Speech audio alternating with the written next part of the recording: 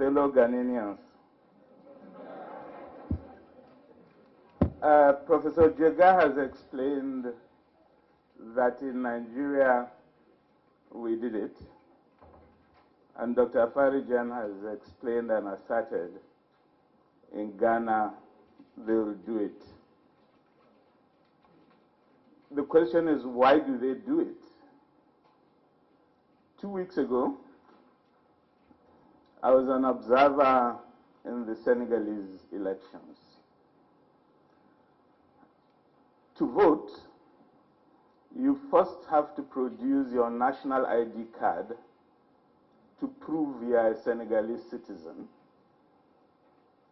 After they've verified you are a citizen, you then produce your electoral card to prove you are a Senegalese voter.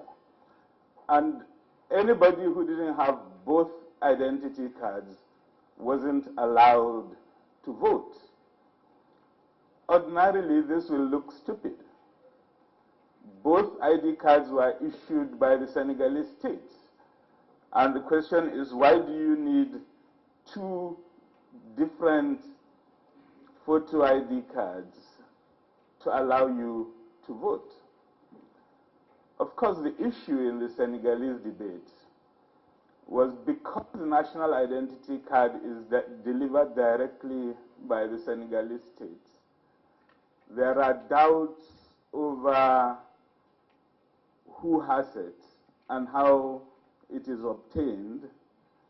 So the idea is that if the Electoral Commission gives a card, then some of the suspicion would be reduced. The issue, therefore, about registration, verification that you are registered, is all about public trust. And if there is a problem with public trust, it's because there's a long history of electoral fraud in many of our countries. And a lot of the electoral fraud is organized before elections, and the way in which you issue fake registration historically has been very central to it. Specifically in Senegal, for example, up till the 2000 elections, the voters' register lacked credibility because what the ruling party was doing was simply inventing names and adding them to the register. And after the elections, is those names that are added that will be produced to give additional votes to the ruling party. And that was why it became impossible to defeat the ruling party. And it was really one of Abdoulaye Wade's greatest contribution to Senegalese democracy was his insistence that there must be a credible voters registration process, the names be displayed on the internet, that created the basis for the first alternance of power that occurred in that country in the year 2000. So I think the issue really about all the technical issues we've had about registration has to do with confidence building, but more importantly, about reducing the technical, addressing the technical means historically ruling parties have used to rig elections. When Professor Jega was appointed to Nigeria's Electoral Commission as chair, we as civil society had a round table with him. And one of the issues he raised about the state of the voters register is that he found a lot of names that appeared funny to him. We had a George Bush on our voters register.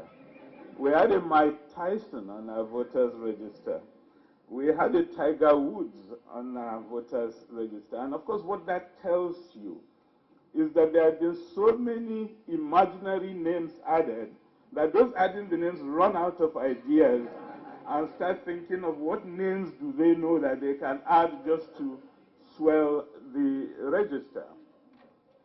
And I think one of the key issues we in civil society have had to address over the past 2 decades is a real battle to get a credible voters register.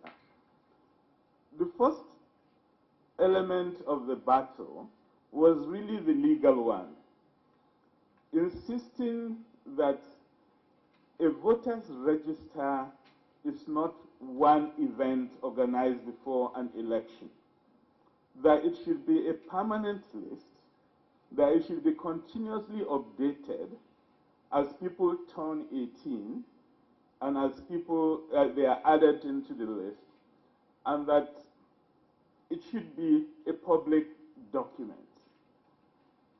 That battle was won by 2002 when the Electoral Act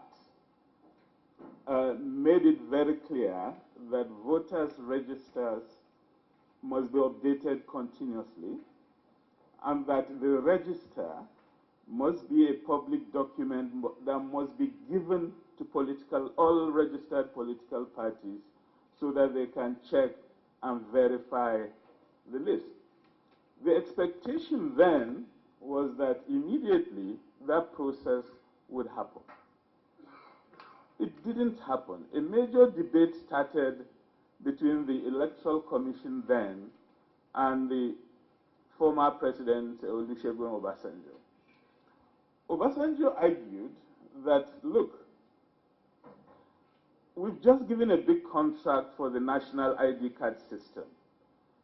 So, since that would soon be ongoing, he would prefer that card be used for the elections. But we responded in civil society that you can't do that because part of what we are doing in edifying and consolidating Nigerian democracy is showing respect for law.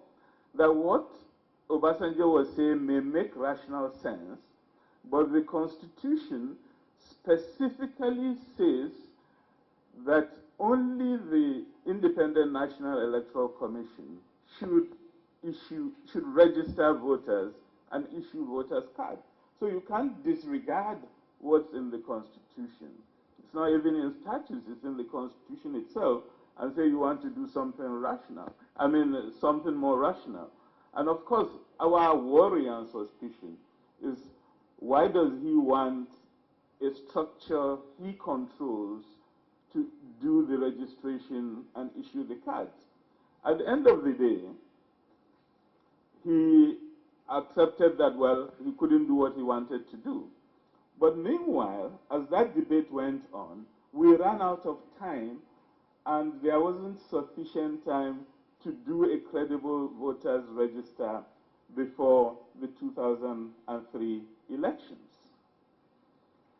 After the election, exactly the same process happened in the build-up to the 2007 elections. What happened then was that the government simply refused to release funds for registration of voters until we ran out of time. A lot of time was spent developing an elaborate plan for the most sophisticated electronic voter system with an electronic registration, verification system in the world.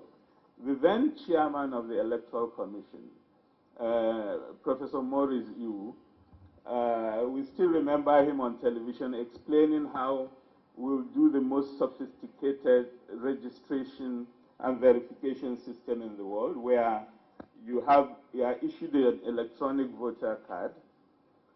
and that when you go to vote, you have a swiping system where you just swipe your card and then it will ascertain whether you are the one. You vote electronically, he was telling us then, and then the results will be transmitted electronically. And of course, this is a beautiful futuristic system. But while he was busy telling those stories about the great things he will do, nothing was happening on the ground. It turned out that when the voter registration actually began, 90% of the direct data capture machines had not arrived. And it created a major political issue in the country because people will go to vote and there will be nobody to register them. And it was in that process that they actually started using a manual system to simply invent names and add them to the register. And Nigerians were very conscious of that process. And when, therefore, the new commission under Professor Jega was appointed, it became a very important political issue for Nigerians that there must be a credible voters register, because we knew where we were coming from with these invented voters lists. And for us in civil society, we put a lot of pressure on the commission that they must be steadfast. Like Professor Jega said, a lot of the development partners were saying there's no time, it's impossible. Just try and brush up the existing list. But we felt it was important, if we are going to reverse the trends of our elections, which had been historically full of fraud, and start along the path of credible elections, you must have a base on which you are sure, and that you should have a list of voters that is composed of real voters and real voters alone, and that there is a means in which you can check, in particular, multiple registration of voters. So I think the real issue about electronic registration and verification is really creating public trust in an electoral system that has had huge challenges in the past. In Ghana, of course, you've had a history of very credible elections done by one old man that's sitting in this room. And I think this is something that's recognized the world over.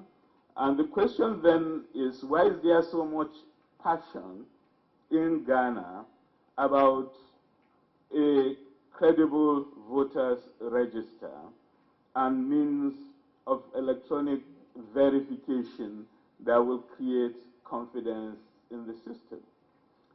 The obvious issue here is that while the elections are largely credible, you have one problem that we don't have in Nigeria, which is that Ghanaian politics is bifurcated, and you Ghanaians are divided into two political camps, 50-50, which means what determines an election is extremely small swings and variations between the left camp, which is the good camp, and the right camp, which is the bad camp.